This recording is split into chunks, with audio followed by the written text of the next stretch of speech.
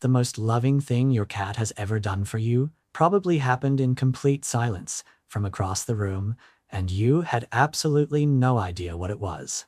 When a cat holds your gaze and then slowly, deliberately closes their eyes, they are performing what animal behaviorists call a voluntary suspension of threat response, an act so deeply coded into their survival instinct that doing it toward a human means they have consciously placed you above their own self-protection. A 2019 study, published in Scientific Reports, confirmed that slow blinking functions as a genuine two-way emotional signal between cats and humans, and when you blink back, it measurably increases affiliative behavior, even in cats who have never met the person blinking at them before. But that slow blink is only one of 10 things your cat genuinely craves from you, and some of them are so far removed from what most people think cat love looks like that only about 2% of owners ever discover them without being told. Most people assume that a happy cat is a fed cat, a clean litter box, an occasional cuddle, maybe a toy thrown across the floor a few times a week.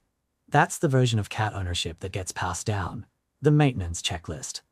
But animal behavior researchers have been quietly uncovering something more complicated and more beautiful than that for decades. What cats actually need from the people they love operates on an entirely different layer, a layer built from evolutionary instinct, early emotional memory, and a communication system that has almost nothing to do with the things we traditionally associate with affection. Most owners go their cat's entire life never touching that layer, and their cats, who have been reaching toward them from that layer every single day, quietly learn to stop. We're going through all 10 of these today, but before we get into them, I want to plant something here that we'll come back to near the end of this video, because one of these 10 things is different from all the others. It taps into your cat's very first experience of feeling safe in the world, the first sensation they ever knew before their eyes were even open.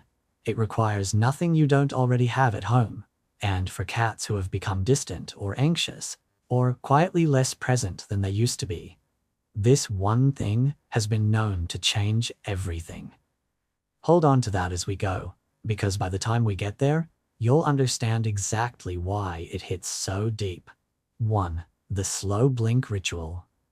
In a moment, you're going to understand why missing this signal isn't just a missed opportunity, it's a missed conversation your cat has been trying to start with you for years. But first, think about what the default state of a cat's eyes actually is. Alert, processing, scanning for movement, for exits, for anything that shouldn't be there. A cat's visual system is built for threat detection. Their eyes are almost always working. So what does it mean when a cat chooses, deliberately and slowly, to close them? Most people assume it just means the cat is relaxed or sleepy. That's the common reading. But here's what's actually happening. When a cat holds your gaze and then lets their eyes close softly, they are not relaxing into sleep. They are making a choice to stop scanning for threats in a world built around scanning for threats. And they're making that choice in your direction. In wild feline populations, this behavior is almost entirely reserved for cats who share deep social bonds, individuals they have chosen, over time and experience, to trust with their guard down. The 2019 University of Sussex study, led by researcher Karen McComb, tested whether this signal was genuinely bidirectional. They had owners slow blink at their own cats, and then had complete strangers use the same signal with cats they had never met. In both cases, cats were significantly more likely to slow blink in return and to approach the person who initiated it. Think about that for a second. A stranger can use this signal to begin building trust with a cat they've never touched, because the signal bypasses the relationship and speaks directly to the nervous system. What most owners miss is the response. If your cat slow blinks at you and you look away, check your phone, or simply don't reciprocate, your cat received silence where they were waiting for an answer. Over time, that silence becomes information. It tells them their emotional offer wasn't recognized, and some cats, after enough unanswered blinks, simply stop sending them. So the next time your cat holds your gaze from across the room, give them a long, soft, deliberate blink, then gently look away to one side. You're telling them, in the language they were born speaking, I see you. I'm not a threat. I'm safe, and I'm yours. 2. Morning greeting rituals. Here's something that sounds almost too simple to matter, but the science behind it is something most cat owners have never considered. Cats are creatures of extraordinarily precise routine, not just because they're habitual by nature, though they are, but because predictability is literally how cats measure environmental safety. In the wild, a predictable environment is a safe environment. Disruption is a threat signal. In the first moments of the day are when your cat's nervous system is actively calibrating, running a quiet check on whether the world is still as it should be. Most owners assume their morning routine is just habit. To your cat, it is data. It tells them, my person is here, their energy is familiar, the day is what the day is supposed to be. And when that routine is consistent, a soft word when you walk into the kitchen, a slow blink before you make coffee, 2 fingers offered low for them to sniff, your cat builds a form of emotional scaffolding around it. They begin to feel safe before you even appear, simply because the sequence tells them you're coming. Here's what most people miss. The content of the ritual matters far less than its consistency. You don't need to perform anything elaborate, but if you usually acknowledge your cat when you wake up, and one day you don't, because you're late or stressed or just distracted, your cat's threat detection system notices the gap. And that gap isn't neutral. To a nervous system calibrated for changes in familiar patterns, an unexpected shift in a trusted person's behavior reads as something is different, something is off. Pick one consistent morning gesture and protect it. A whispered hello, a slow blink before you turn on the light, 2 fingers extended at their level and nothing more. Small things, quiet things. But to your cat, they are the whole shape of a safe morning. 3. Respecting alone but with you time.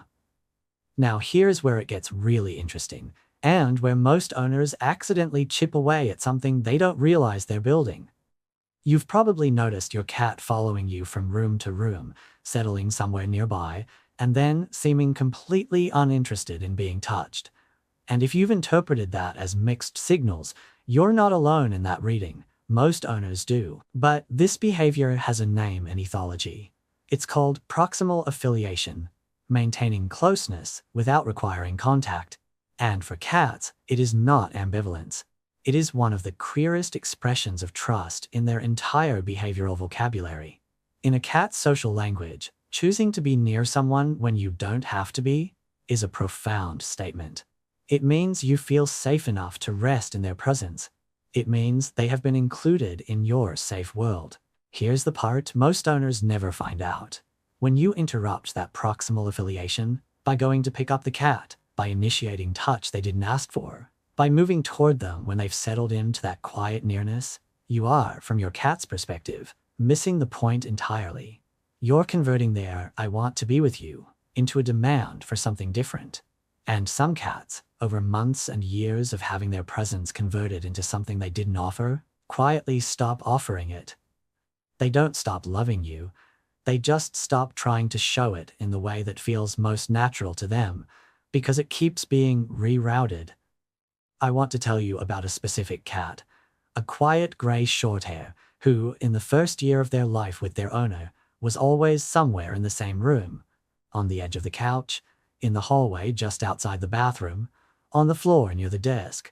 Never demanding, never performing, just there, present in the way cats are when they feel genuinely safe. And then, gradually, that cat started spending more time alone. In the back bedroom, in the closet, behind things. The owner thought the cat was just becoming more independent, the way some cats do with age. But what had actually happened was quieter and sadder than that. We'll come back to this story, because the way it ends matters more than I can explain right now. And hey, if this is making you see your cat differently, hit subscribe. It's the best way to help other cat owners understand what their cats have been trying to tell them. 4. Letting them win at hunting. Here's what nobody tells you about playtime, and it might be the most practically important thing on this entire list. To your cat, a play session is not enrichment or exercise or entertainment. It is a hunt. The neurological sequence running through their brain while they stalk that toy, the crouching, the tail twitch, the explosive pounce, is identical to the sequence their ancestors ran chasing prey across open ground thousands of years ago. Stalk, chase, pounce, kill. That is the loop their nervous system is designed to complete, every single time. Most owners accidentally break that loop at the most critical moment. The toy keeps moving, the prey keeps escaping, the cat chases and chases and chases, pouring genuine neurological energy into a hunt that never closes. And here's what that does to a brain built around completing that sequence. A 2019 study on feline play behavior and stress found that repeated incomplete play sequences, hunting without catching, were directly correlated with elevated stress markers, increased aggression, and what researchers called redirect behaviors, where unresolved hunting energy gets aimed at the nearest available target, which is sometimes you, sometimes your ankles at 2 in the morning, sometimes the other cat in the house who didn't do anything. The fix is simple, and it changes everything. Near the end of every play session, slow the toy down. Let it twitch weakly. Let it stop. Let your cat catch it, hold it, kick it with their back feet. Then follow it with a small treat or a meal. Hunt, catch, eat, rest. That is the sequence their brain has been waiting to finish. And a cat who closes that loop consistently is genuinely, neurologically calmer. Not just played with, but actually settled. Because in your cat's inner world, a successful hunt isn't just satisfying, it's proof that they are still themselves, that they are capable, that things make sense. When you let them win, you're not indulging them, you're confirming them. 5. Sleeping with something that smells like you. Here's a question most owners have never thought to ask themselves. What does your cat experience when you're not home? While you're at work, while you're out, while you're asleep in a different room? Your cat's nervous system doesn't have access to a clock. It doesn't know 2 hours or I'll be back by evening. What it has is scent. And for a cat, scent is not just information. It is the primary emotional language of safety. A 2021 study examining olfactory enrichment in domestic cats found that placing an owner's worn clothing in a cat's resting area significantly reduced cortisol-linked stress behaviors, including pacing, excessive vocalization, and disrupted appetite. The mechanism is direct. Your scent, particularly the biological compounds in skin oils and the residue of your body in worn fabric, activates the same neural pathways associated with social bonding and safety. It tells your cat's nervous system, my person exists, my person was here, everything is as it should be. Here's what most people miss. The word worn is doing enormous work in that sentence. A freshly laundered shirt provides almost no comfort. The chemical information that matters has been washed away. What your cat needs is the unfiltered biological version of you. Something that's been against your skin for a day. Something that smells like you without any interference. Place it in their sleeping spot, draped over their bed. Fold it on the shelf where they curl up. For cats who hide more than they used to, who seem anxious when you leave, who wake from sleep startled, this single gesture can begin shifting their emotional baseline within days. You're not just offering comfort. You're leaving proof that you exist in the world, even when they can't see you. And for an animal who loves you, that proof matters more than most owners ever realize. 6. Vertical territory. Here's something that's almost certainly true of your home right now, without you having thought much about it. Most of the usable space in it is horizontal. Floors, furniture tops, the occasional couch cushion. And to you, that seems like plenty. But to your cat, who processes safety primarily through elevation, a home that offers only horizontal space is one that never fully lets them relax. In the wild, height is not a preference, it is a survival advantage. Elevation gives a cat the ability to survey their territory, avoid ambushes from below, monitor movement in all directions from a position that is genuinely harder for threats to reach. That drive does not disappear with domestication.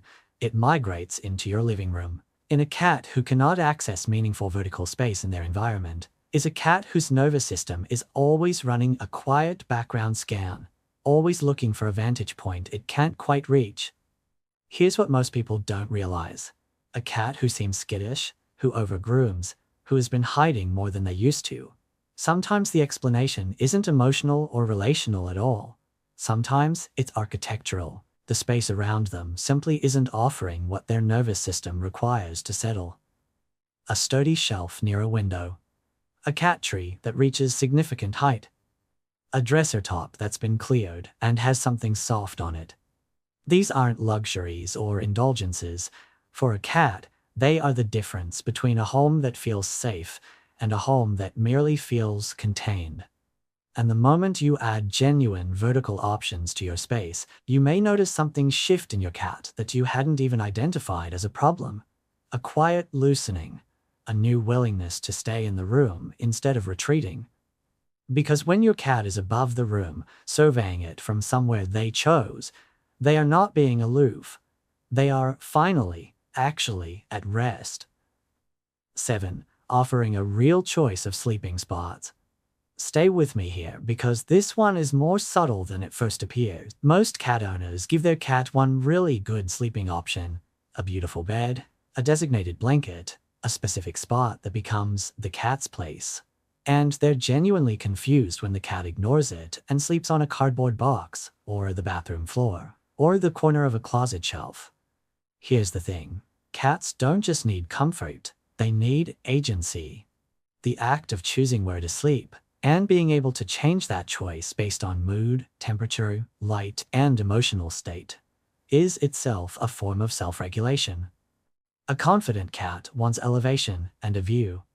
A vulnerable cat wants enclosure and darkness. A cat processing something emotionally wants a small covered space with only one entrance.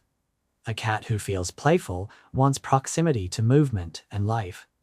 When there's only one sleeping option, regardless of how comfortable it is, your cat can't use space to tell themselves how they feel and what they need. That's a quieter deprivation than most people recognize, but it's a real one. You don't need furniture designed for it. A cardboard box lined with a soft towel creates a cave. A blanket draped over the back of a chair creates shelter. A folded fleece on a high shelf creates elevation. 3 distinct options, different heights, different levels of enclosure, gives your cat something that matters: the ability to answer their own needs through where they choose to lie down without needing anything from you at all. That kind of autonomy is not separation, it's trust. 8. Giving them ownership of you. You've probably experienced this and smiled at it without knowing the full weight of what it meant. Your cat walks up, presses the side of their head or their cheek into your leg, rubs along your arm, headbutts your chin. It reads as sweet. It reads as affectionate. Both of those things are true, but the biological specificity of what's happening is something most owners have never been told. Cats have scent glands concentrated along their cheeks, chin, and forehead. When they rub these against you, they are depositing a complex chemical signature, one that, in feline social language, places you inside the emotional boundary of their family group. Researchers who study this allomarking behavior make a careful distinction. This is not territorial marking in the sense of claiming objects or space from other animals. It is social bonding behavior. It is an act reserved for individuals your cat has decided are part of their safe world. When your cat marks you with their face, they are not possessing you, they are including you. Here's what most owners miss. How you respond teaches your cat whether their offer was received. If you pull away, treat it like an inconvenience, or simply don't acknowledge it, your cat doesn't just feel ignored, they receive information. And the information is that their attempt at connection wasn't welcomed. Some cats, after enough of these unreceived attempts, quietly stop making them. Not because they stopped loving you, because they concluded, through accumulated evidence, that you don't speak back in that language. So the next time they come to mark you, lean in, offer your forehead. Let your cheek meet theirs for a moment. Speak softly. You're not just receiving affection in that moment, you're being invited into their world and saying yes. 9. Respecting litter box privacy. This one is less romantic than everything else on this list, but it might be the one that, if you get wrong, quietly undoes all the others.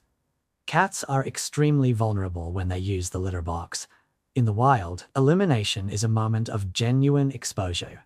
Frozen, focused, and completely incompatible with fleeing or defending. That vulnerability doesn't disappear in a domestic setting. It simply exists inside your home. And a cat who is watched, interrupted, crowded, or startled during litter box use experiences a real physiological stress response every single time it happens. A 2020 study on feline elimination behavior found that chronic litter box stress was one of the most consistent precursors to inappropriate elimination, meaning your cat using places they shouldn't. And most owners misread that as defiance or spite or a personality problem.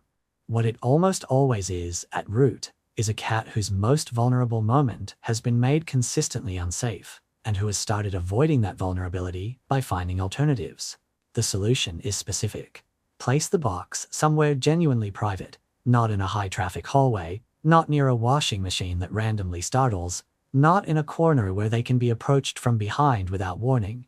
Keep it clean, but not so aggressively cleaned that their scent is stripped entirely.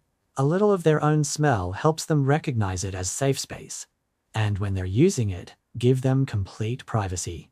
No eye contact, no talking to them, no leaning in to check on them. That privacy is not a small thing. When your cat feels genuinely safe at their most vulnerable, the trust that creates bleeds into every other part of how they feel about being in your home. 10. Simulating grooming with a wet toothbrush. Remember earlier, at the very beginning of this video, when I said there was one thing on this list that taps into your cat's very first experience of feeling safe in the world? This is it. When a kitten is born, the first sensation they ever know is their mother's tongue. Before their eyes open, before they can hear clearly, before they can regulate their own body temperature, they feel that rhythmic, warm, deliberate movement across their head, their cheeks, behind their ears, along the base of their skull. That sensation is not just physical comfort, it is the original signal, the one that says, in a language older than any behavior we've discussed today, you are not alone. You are cared for. You are safe. And that neurological imprint doesn't disappear as cats grow. It doesn't fade with age or experience. It simply waits. A soft toothbrush, dampened slightly with room temperature water, has bristles close enough in texture and rhythm to a mother cat's tongue that they activate the same neural pathways. Animal behaviorists and feline rehabilitation specialists have used this technique for years with anxious cats, traumatized rescues, and cats who struggle to accept or trust physical affection. The strokes along the forehead, the cheeks, behind the ears, the base of the skull, those are the exact places a mother cat focuses. And when you replicate that rhythm, slowly and without expectation, you are not simply grooming your cat. You are reaching back through every experience they've ever had and making contact with the very first one. Now, the gray cat. The one who had slowly retreated, room by room, into silence while their owner looked for explanations that never quite fit. The owner tried this. Not with a great deal of confidence, not because they fully understood the science, but because they had run out of other ideas and they missed their cat. The first session lasted about 4 seconds before the cat walked away. The second time, a little longer. By the third week, the cat was staying. Eyes closing, head pressing gently into the brush, the way kittens press into their mothers when they are most completely at ease. And then, one evening, unprompted, from across the room, the cat slow blinked. For the first time in almost 2 years. That blink was not a random moment. It was not coincidence. It was the answer to a question the owner had been asking, in the wrong language, for a very long time. It said, I remember what safe feels like. And you're it. That is what all 10 of these things are really about. Not 10 tricks to try. Not 10 ways to make your cat more manageable or more affectionate on your schedule. 10 ways to show up in a language your cat has been speaking their entire life. A language built from instinct, from memory, from the deep, unspoken architecture of what it means for a small, highly perceptive, emotionally complex creature to decide that a human being is worth trusting completely. Your cat is not waiting for you to be perfect. They are not keeping score. They are not withholding. They are waiting for you to speak in a way that makes sense to them. And the most quietly astonishing thing about cats, the thing that researchers who have spent entire careers studying feline behavior still find moving, is that most cats will meet you halfway the moment they feel you genuinely trying. Because a cat who slow blinks at you from a quiet corner of a room you share has already made the most significant decision of their emotional life. They've decided you're safe. They've decided you're worth the risk of trusting. And every single day, in the small language of blinks and presence and forehead touches and quiet proximity, they've been asking only one thing in return: whether you feel the same way.